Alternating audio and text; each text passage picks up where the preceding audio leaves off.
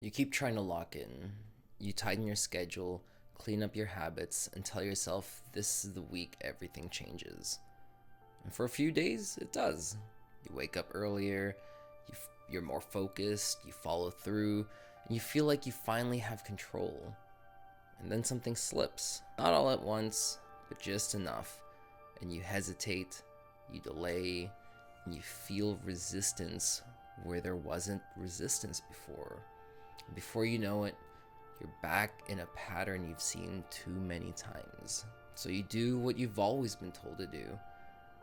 You try harder. You tell yourself you need more discipline.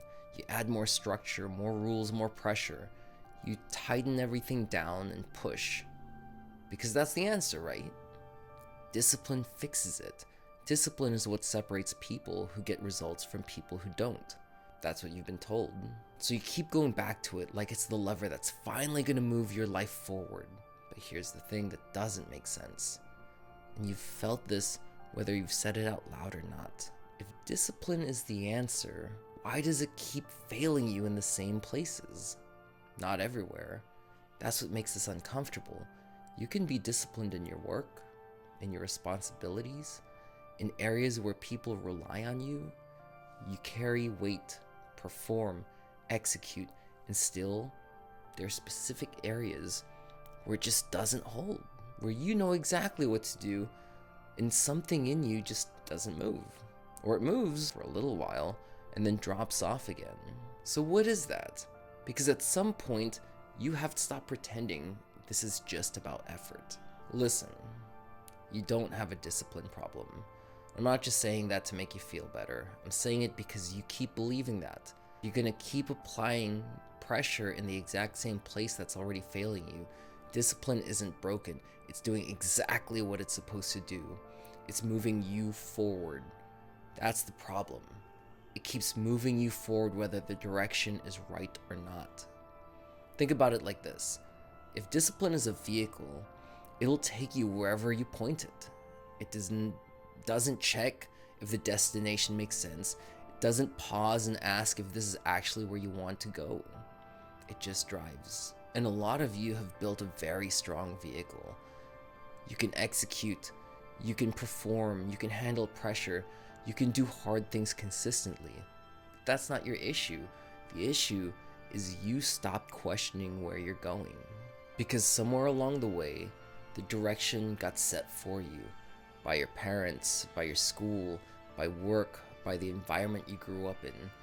Do well, be responsible, make money, build something that looks stable. And again, none of that is wrong. But if you never actually chose it, if you never stop and ask what matters to you, what direction is actually yours, you end up living inside something you didn't design. Here's where it gets a bit tricky. If you're capable, if you're driven, if you're disciplined, you don't just follow that path. You excel at it. So now you have results, you have progress, you have a life on paper. Looks like it's working. And at the same time, there's this quiet, persistent feeling that something is off. Not enough to blow everything up.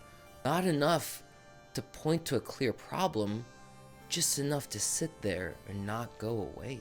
And what most people do in that moment is push harder. They assume that the issue is effort.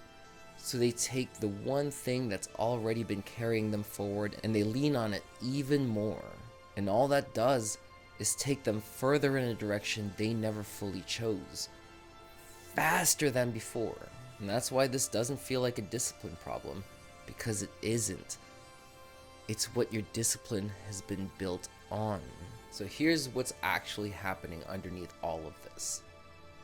This is the part most people never look at because it's easier to tweak behavior than it is to question the structure producing the behavior. You're not operating off a clean system, you're operating off layers. Layers of identity, expectations, adaptations, decisions you made when you were younger, decisions that were made for you, and patterns you've been reinforcing for years without ever really stopping to audit them. So you say, I need more discipline. What you're really saying is, I'm going to use force to override a system I don't understand. And that sometimes works for a little while, because discipline can override friction temporarily. It can push you through resistance. It can get you to act even when something in you doesn't fully agree. That's why you can lock in for a few days, a few weeks, sometimes longer. You're forcing output. You're applying pressure to get behavior, but force is not the same as alignment. And the system always wins eventually. And this isn't just philosophical, it's mechanical. Your brain has a limited capacity to process information at any given time. That's not opinion, that's how cognition works. You can only hold so much in working memory before performance starts to degrade. That's what's known as cognitive load. And most people are operating under way more load than they realize, not because their life is objectively too much, but because their system is inefficient. When your internal structure is unclear, every decision carries extra weight. You're not just deciding what to do, you're unconsciously resolving identity, expectation, fear, past patterns, conflict priorities all at once. So even the simplest actions become heavy. Not because the action is difficult, but because the system processing the action is overloaded. That's why you hesitate on things that should be straightforward. That's why you overthink small decisions. That's why you start strong and then you fade. It's not a motivation issue, it's a load issue. And that load directly affects something most people have never thought about: your decision velocity. This is how quickly and cleanly you can decide and act without friction. When your system is clear, decision velocity is high. You see what needs to be done, you decide, you move. There's no internal debate, no drag, no wasted energy. When your system is unclear, decision velocity drops. Every decision turns into a negotiation. You start asking yourself questions you can't answer clearly. You hesitate, you delay, you revisit the same choices multiple times. And that delay compounds, because now it's not just one decision, it's every decision across your day. So, what does discipline do in this environment? It tries to compensate. It tries to use brute force movement through a system that's already overloaded. It's like flooring the gas pedal in a car that's carrying too much weight and has misaligned wheels. Yeah, it'll move, but it's inefficient. Your fuel burn's gonna be high and it's gonna handle like shit. Your fuel in this case is your cognitive energy. And when your burn rate is high, you fatigue faster, you lose clarity faster, and your performance drops off faster. That's why you can be extremely disciplined in one area of your life and completely inconsistent in another. Because it's not about your ability to execute. You've already proven you can execute. It's about whether the system underneath that execution is coherent. When the system is coherent, your cognitive load drops. You're not carrying unnecessary internal conflict. You're not resolving identity every time you act. You know what matters. You know where you're going, and your decisions line up with that. So every action feels clean, not effortless, but clean. It moves, it compounds. Your decisions, your decision velocity stays high because there's nothing inside of you slowing it down. When the system is not coherent, every single action carries friction. Even the simple things feel heavier than they should. You hesitate more, you second guess more, you start strong and fade. Not because you're weak, but because you're split. One part of you is moving forward, another part of you is pulling back, and that internal conflict increases your cognitive load and drags down your decision velocity. And when your decision velocity drops, everything slows. Progress slows, momentum slows, confidence starts to erode because you can feel the inconsistency even if you can't fully explain it. So what do you do now? You try to compensate with more discipline. You try to force consistency. You try to rely on pressure, urgency, consequences. You wait until things get uncomfortable enough that you have no choice but to act. And then you call that discipline. But that's not control. That's reaction inside of an overloaded system. And the cycle repeats. You push, you perform, you slip, you reset. You push, you perform, you slip, you reset. Over and over and over again. And every time it happens, you start questioning yourself a little bit more. Why can I do it sometimes, but not consistently? Why do I keep ending up here? There's nothing random about it. The system is behaving exactly as it's built. If the foundation is unclear, the behavior on top will always be unstable. You can organize it, optimize it, temporarily control it, but you can't stabilize it without fixing what it's sitting on. That's why willpower feels unreliable, not because it's useless, but because it was never meant to carry your entire life. It's meant to support a system that already makes sense, and if that system doesn't make sense, you end up using willpower to constantly override yourself, and eventually that gets exhausting. So let's see how this works in real life, because this isn't theoretical. This is where most people recognize themselves immediately once they see it clearly. You've got someone who's performing at a high level. Work is handled, responsibilities are handled, people rely on them, and they come through. From the outside, everything looks solid. They're consistent, capable, dependable.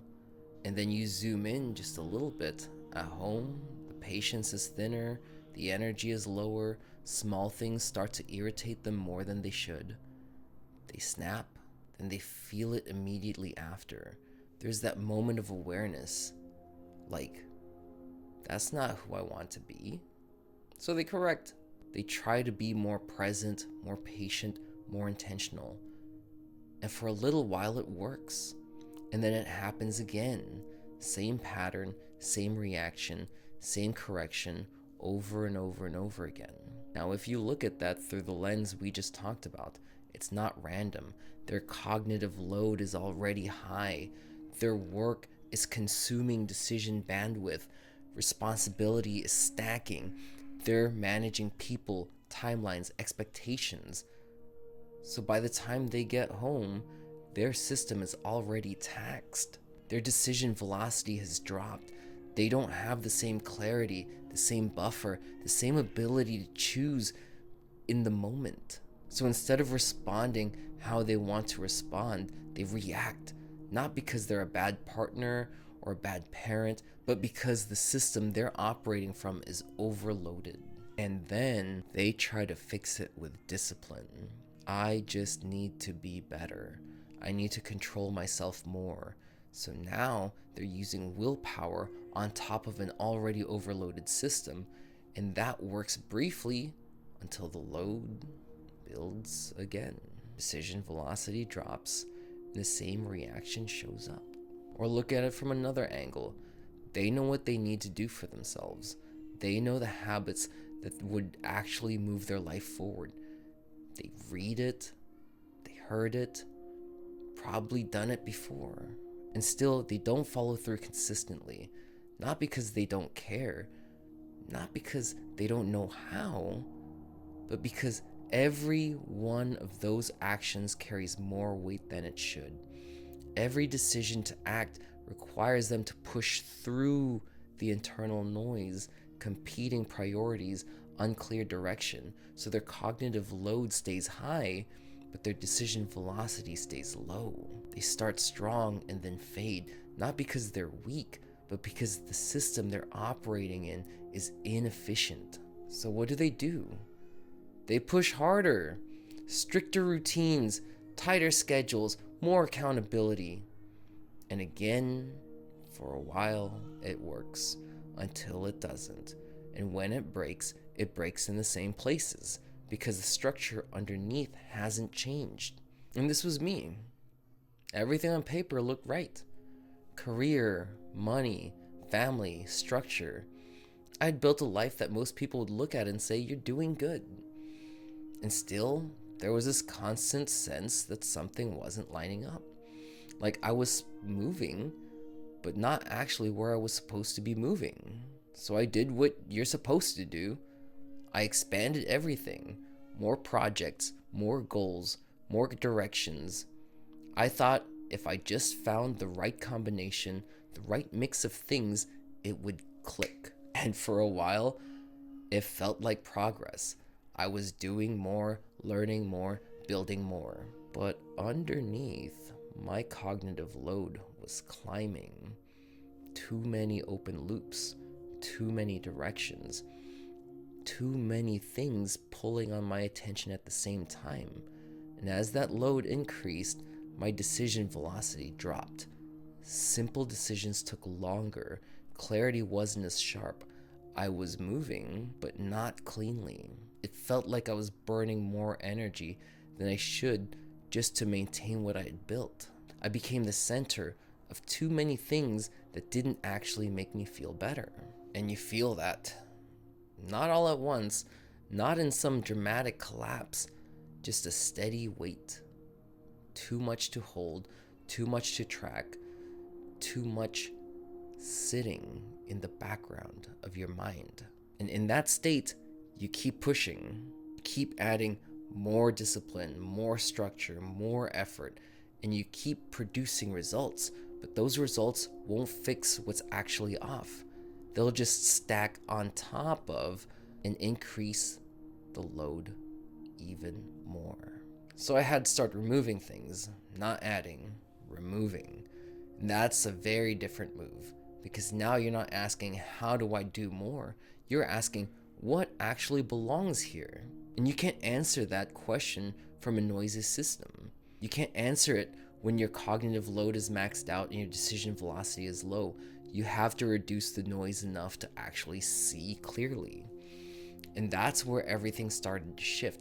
Not because I found a better system, but because I stopped building on top of something I didn't understand. And most people never slow down long enough to do that. They stay stuck optimizing a life that keeps draining them. So now we stop talking about this in theory and bring it directly to you, because this is the part where it either clicks or you keep doing the same shit over and over again. Where in your life are you trying harder but nothing is actually moving? Not where you're confused, not where you're guessing, but where you know exactly what to do and you still don't follow through consistently. Where do you reset every Monday like you're starting fresh, and by Thursday you're already negotiating with yourself, already bending the standard you set just a few days ago? Where are you saying you want one thing, but your actions keep drifting somewhere else? And you can actually feel the gap widening in real time. And then there's the one most people don't want to look at. Where are you performing well in, publicly, handling responsibility, showing up for everything that depends on you, and then falling short in private, either with yourself or the people closest to you? Where does your patience drop faster than it should? Where do the small things bother you more than they used to? Where does your energy feel just a little lower than it should, even when nothing is technically wrong? Where does it feel like time is moving, life is happening, you're doing all the right things, but still, underneath, it feels like it's not progressing the way it should? And if you strip everything away, no noise, no distraction, no performance, just you sitting there with your own thoughts, what do you actually feel? Not what makes sense on paper, not what you should feel given your life. What is actually there? Is it clarity? Or is it the confusion you've just gotten very good at ignoring? Is it direction? Or is it the low-level tension that never fully goes away no matter how much you accomplish? And the real question is not even what you feel, is whether you're willing to take ownership of it, because most people won't. They'll adjust the plan, change the routine, look for a better system, blame timing, blame environment, blame anything that keeps them from sitting long enough to actually hear themselves clearly. And as long as that's the move, nothing at the surface is going to fix what's underneath. This is why the usual fixes don't land, and it's not because they're useless, it's because they're solving the wrong layer of the problem. More discipline doesn't solve this. You've already proven that. A new planner doesn't solve it. A better routine doesn't solve it. A tighter schedule doesn't solve it. All those things are designed to organize behavior, not improve execution, to make you more consistent once the direction is clear. But they assume something that for a lot of people is not actually true. They assume you already know where you're going. They assume the structure underneath the actions is sound. And if it's not, all you're doing is becoming more efficient at executing something that doesn't actually belong to you. So you end up stuck in the cycle where you improve systems, you optimize the processes, you tighten everything down, and you still feel off. And if you stay in that long enough, you start turning that on yourself. You start thinking you're inconsistent or undisciplined or missing something that other people seem to have.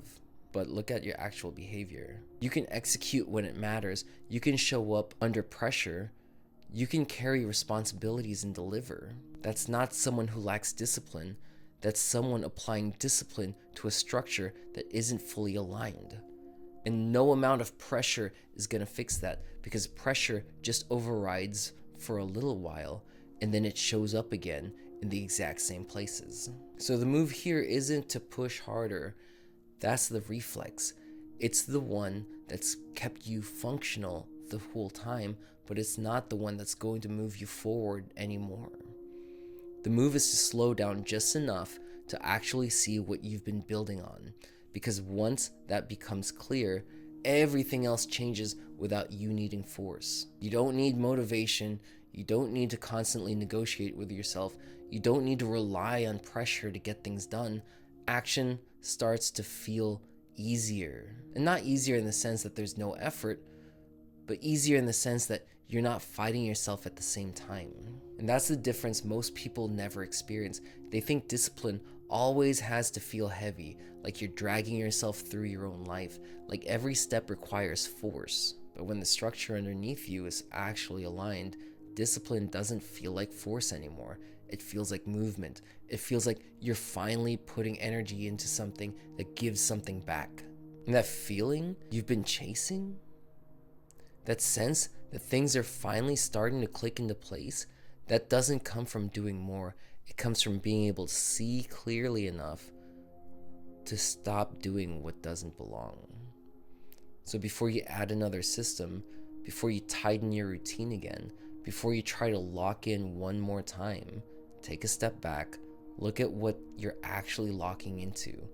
Because if that part isn't right, nothing on top of it is going to feel right for very long.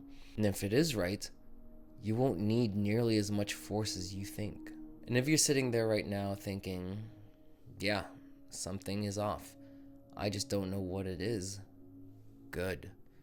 That's where this actually starts. Not with more effort, not with more pressure, but with a willingness to look at what's really going on underneath everything you've been trying to fix.